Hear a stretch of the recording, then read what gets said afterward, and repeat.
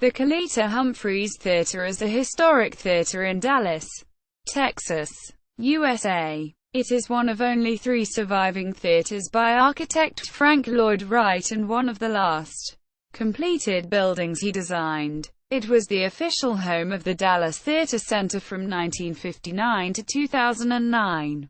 History. The Dallas Theater Center Committee approached Frank Lloyd Wright to design a theater on land donated by Sylvan T. Bear along the picturesque Turtle Creek. Wright, busy at the time with other projects, suggested that if the committee could use a plan already in his files he would agree to the project. The original design had been created for a West Coast theater in 1915 and later adapted for Hartford, Connecticut. Neither of these theaters were built for various reasons and the design was adapted for Dallas.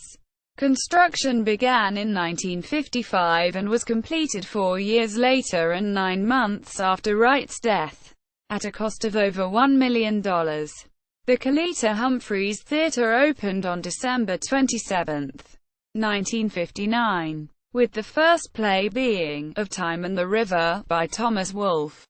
The theater took its name from an actress who worked with Paul Baker, the first director of the Dallas Theater Center.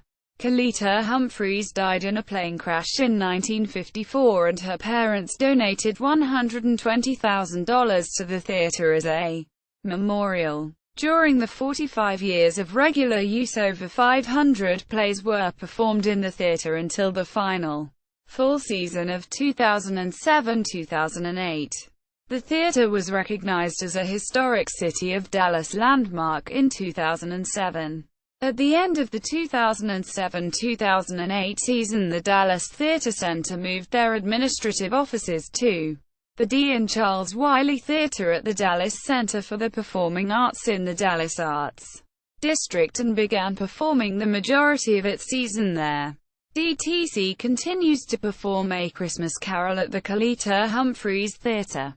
In 2011 they mounted to wildly successful Arsenic and Old Lace at the Kalita Humphreys Theater, starring Betty Buckley and Tova Feldshuh. The Kalita Humphreys Theater also remains in use as a regional theater space for local performing arts groups. In July 2009, Uptown Players, a growing gay-focused theater company, announced that it will move to the Kalita Humphreys Theater beginning with its 2010 season and occupy the space when not being used by the Dallas Theater Center. The Dallas Office of Cultural Affairs included funds in the 2006 bond program plan to complete a master plan to guide the city and the Dallas Theater Center in the future of the theater.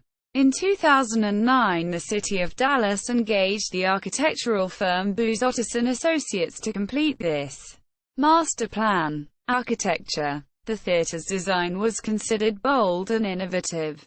It was based on Frank Lloyd Wright's organic theory of architecture, which stressed the unification of the building's form and function, the harmony of the building's structure with its natural setting, and the aesthetically pleasing manipulation of space. Because Wright's design was based on nature, and everything in nature is at a 30/60th degree angle. The only 90-degree angles in the theater are where the walls meet the ceiling and floor. Main theater. During the design phase, the proscenium was eliminated, thereby blending the stage and the auditorium into one unit. This created a more intimate relationship between the actors and the audience. The stage is able to be a revolving stage for some performances. Above the stage is the huge cantilevered 8-inch thick, 200 mm, 40-foot high, 12 meters, concrete drum, weighing 127 tons. Wright designed the drum to be counterbalanced by the corresponding weight and structure of the 3-flight dressing room area behind the stage. The original color of the walls and seats was sand. The rake of the seats was changed in 1983 to give the audience better sightlines and add additional seats. A row of windows runs along the back of the theater. Window coverings in Wright's design were later requested by Paul Baker because theater was not just performed at night. Quote, originally, stage lights were housed in the ceiling but proved difficult to adjust, and today's lighting system was added later. Texas Instruments donated the first digital soundboard to be used in a theater, the Wings Backstage. Due to rising costs during the construction of the theater, the backstage area was reduced in size. The stage level contains 2 dressing rooms and a green room. The second level has additional dressing rooms. Basement. Large circular ramps on either side of the stage led down to the basement, which was designed for the building of sets. The sets would be rolled up one ramp to the stage and then down the other ramp after use.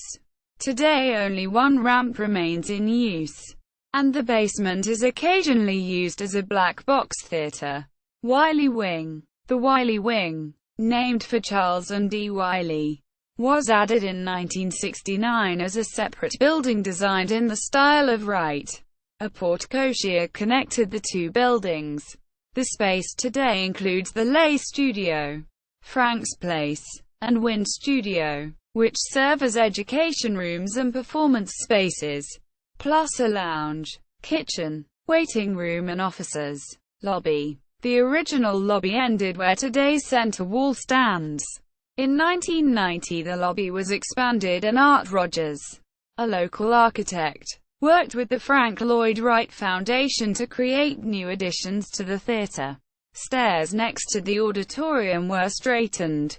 A kitchen space was removed and a spiral staircase added to provide additional access to lower-level restrooms, which were also enlarged. The porte-cochere added in 1969 was enclosed to form additional lobby space needed. It also allowed for the addition of a gift shop and beverage bar, and a large opening was made to help the flow of patrons into the auditorium. Stecker Library. Located off one side of the theater was the library and conference room, named for Mr. Robert D. Stecker, who was an original committee member and the dedicated president of the organization. The library granted graduate degrees in theater from Baylor University and later Trinity University. Today the library has been restored to its original appearance and is used for private functions. Helt Administration Building. Northwest of the Kalita Humphreys Theater is this more functional block built in 1990 and designed by Dallas architect Art Rogers.